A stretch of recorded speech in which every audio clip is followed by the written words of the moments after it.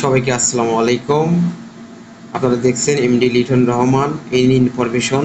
এইমাত্র একটি গরম খবর নিয়ে আসলাম।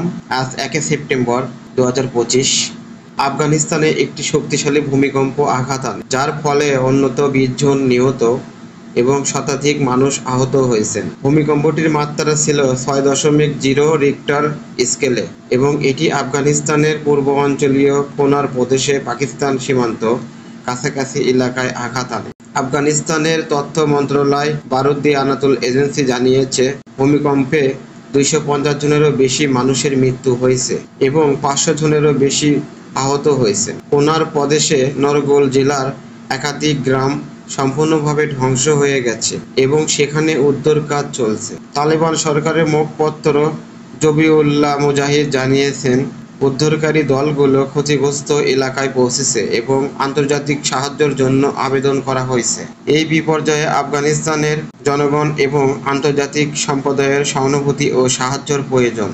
তো বন্ধুরা, এই ছিল আজকের সংবাদ। সবাই ভালো থাকবেন, সুস্থ থাকবেন। আল্লাহ হাফেজ।